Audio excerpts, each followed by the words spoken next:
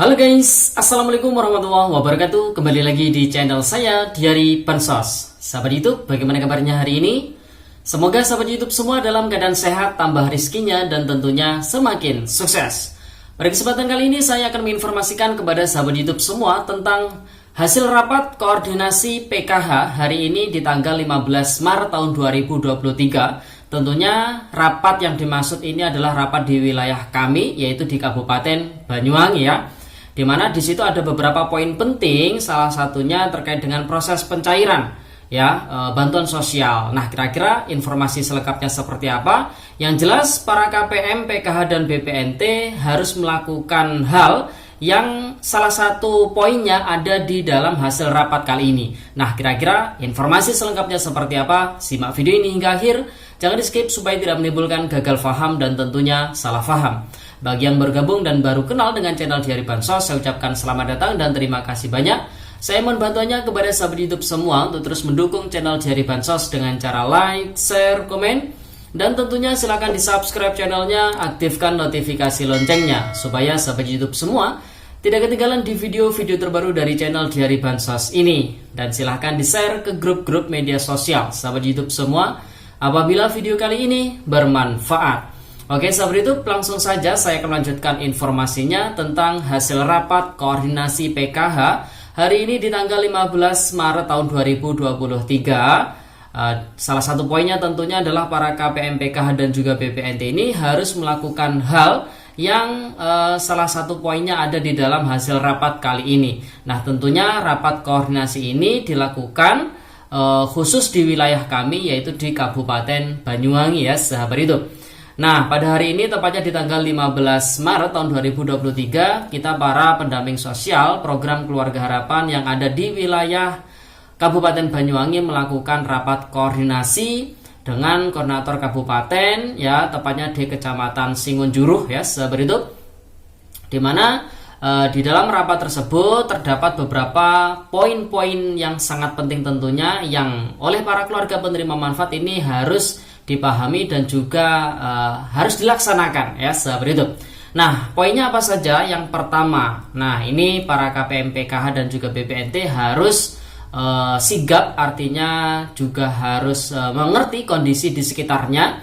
Bahwasanya saat ini setelah era COVID-19 ini banyak sekali ya kasus-kasus terkait dengan kekerasan terhadap anak, baik itu kekerasan fisik ataupun kekerasan secara verbal bullying ataupun kekerasan secara seksual, dan kadang yang melakukan ini adalah orang-orang terdekat dari si anak tersebut. Nah, oleh sebab itu tadi dari hasil rapat koordinasi yang kita lakukan, koordinator kabupaten meminta kepada kita untuk mensosialisasikan kepada para keluarga penerima manfaat bantuan PKH di wilayah dampingan kami. Dan mungkin bagi sahabat YouTube semua yang mengetahui informasi ini ya bisa diterapkan di lingkungannya, agar para KPM PKH ini memiliki istilahnya empati ya, rasa kasihan atau rasa peduli istilahnya kepada sekitar apabila ada sesuatu hal yang mencurigakan ataupun hal-hal yang nantinya tidak diinginkan terkait dengan kekerasan anak. Ini para KPM PKH ataupun BPNT bisa mencegahnya ya, dimulai dari keluarganya sendiri. Oleh sebab itu para keluarga penerima manfaat bantuan PKH ataupun BPNT apabila nih mungkin sering memarahi anaknya ataupun mencubit anaknya dan lain sebagainya, ini harus dikurangi ya sahabat YouTube. Jadi harus dikurangi, tanamkan pendidikan yang baik tentunya. Yang jelas para pendamping sosial PKH di wilayah sahabat YouTube semua sudah melakukan yang namanya kegiatan P2K2. Kemarin ada yang tanya nih terkait dengan apa sih P2K2 itu. Mohon maaf, saya tidak bisa menjawabnya karena kesibukan saya. Oleh sebab itu ada salah satu sahabat sosial pemerhati channel Diari Bansos yang menjawabnya, dan saya ucapkan banyak terima kasih kepada yang bersangkutan tentunya karena sudah membantu menjawabnya. Jadi P2K2 itu adalah pertemuan peningkatan kemampuan keluarga, atau kalau bahasa kerennya itu adalah FDS, Family Development Season, atau kalau bahasa sederhananya kalau di daerah kami itu adalah sekolah PKH. Jadi para keluarga penerima manfaat, penerima PKH ini bukan hanya menerima yang namanya bansos PKH ataupun BPNT, KPM PKH juga memiliki kewajiban untuk hadir di dalam kegiatan pertemuan kelompok atau P2K2 atau istilahnya FDS. Nah, di dalam FDS tersebut berbagai macam pembelajaran itu disampaikan. Salah satunya adalah pendidikan terhadap anak, ya, pola pengasuhan terhadap anak yang baik dan benar. Salah satunya tidak boleh melakukan kekerasan baik dalam bentuk verbal ataupun dalam bentuk kekerasan fisik ataupun seksual. Ini sangat tidak diperbolehkan karena hal itu akan mempengaruhi psikologis dari si anak tentunya, ya. Oleh sebab itu karena ini banyak sekali fenomena-fenomena di masyarakat yang lagi banyak-banyaknya, ya, kekerasan terhadap anak. Oleh sebab itu, mari kita bantu program pemerintah untuk mencegah adanya kekerasan terhadap anak. Oleh sebab itu, penerima PKH ataupun BPNT harap peduli terhadap sekitarnya. Jadi, poin pertama dari hasil rapat seperti itu.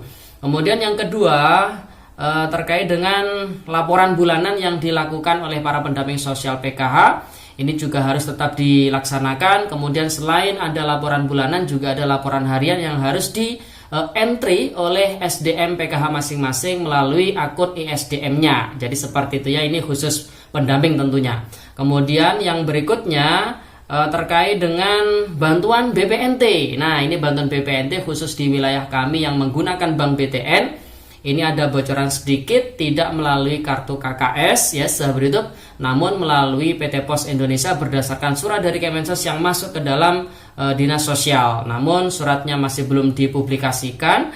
Yang jelas mungkin ada sesuatu hal yang menyebabkan Bank BTN tidak jadi menyalurkan bansos BPNT. Nah, untuk bantuan PKH bagaimana? Saat ini masih belum ada kepastian apakah nanti cair lewat kartu KKS atau lewat PT Pos Indonesia. Yang jelas sesuai aturan dari Bu Menteri Sosial, apabila hingga batas waktu yang ditentukan pihak bank penyalur atau himbara ini tidak menyalurkan bantuan PKH ataupun BPNT, maka proses penyalurannya akan diambil alih oleh pihak PT Pos Indonesia atau mungkin bahkan oleh pihak himbara lainnya. Kalau misalkan di situ menggunakan Bank BTN tidak disalurkan, ya bisa lewat PT Pos atau lewat bank himbara lainnya seperti BRI, BNI ataupun Mandiri, ya, sahabat YouTube. Jadi seperti itu. Kemudian di kabupaten kami juga ada bantuan RST dari Kementerian Sosial Republik Indonesia, yaitu Rumah Sejahtera Terpadu. Ini alhamdulillah sudah progresnya 90% untuk laporannya, sedangkan proses pengerjaannya ini sudah 100% sudah dikerjakan oleh para penerima tentunya. Kemudian bantuan permakanan ini saat ini ada proses yang namanya registrasi ulang. Nah, ini juga kita kurang memahami karena kewajiban kita para pendamping sosial PKH waktu itu oleh Bapak Dirjen disampaikan untuk sebatas mengawal ataupun membantu pihak kecamatan membentuk yang namanya kelompok masyarakat atau Pokmas. Namun selebihnya itu nanti Pokmas yang akan mengatur terkait dengan program permakanan. Oleh sebab itu di kecamatan kami khususnya ini yang melaksanakan program permakanan adalah pihak Pokmas, dan kita para pendamping sosial PK sifatnya hanya memantau dan juga memonitor, hanya seperti itu, ya. Kemudian yang terakhir terkait dengan bansos PKH ataupun BPNT. Ini nantinya ketika sudah cair harap dimanfaatkan dengan sebaik-baiknya sesuai dengan peruntukannya. Tidak diperbolehkan untuk membeli rokok, minuman keras ataupun narkotika, ya. Dan khusus untuk bantuan BPNT baik cairnya lewat KKS ataupun lewat PT Pos Indonesia, kewajiban para keluarga penerima manfaat bantuan BPNT adalah membelanjakan, ya, membelanjakan bantuan yang didapat untuk membeli karbohidrat, protein hewani, protein nabati, vitamin dan juga mineral, namun dengan catatan bebas belanja di warung manapun, ya, sahabat YouTube. Jadi bisa dipahami, ya. Jadi baik cair lewat PT Pos Indonesia ataupun lewat kartu KKS, kewajiban para KPM BPNT adalah membelanjakan bantuan yang didapat untuk membeli karbohidrat, protein hewani, protein nabati, vitamin dan juga mineral sesuai dengan kebutuhannya tentunya, bebas di warung manapun, ya, sahabat YouTube. Dan apabila ada sebuah penyalahgunaan seperti pengarahan ataupun pengkondisian ataupun pungli dan sebagainya, bisa dilaporkan secara berjenjang ke dinas sosial terdekat atau di tempat tinggal sahabat YouTube semua tentunya. Oke, itu informasi yang bisa saya sampaikan terkait dengan hasil rapat di wilayah kami di Kabupaten Banyuwangi hari ini di tanggal 15 Maret tahun 2023. Sekian informasinya, terima kasih. Sampai jumpa di video terbaru dari Bansos berikutnya. Salam PKH, wassalamualaikum warahmatullahi wabarakatuh.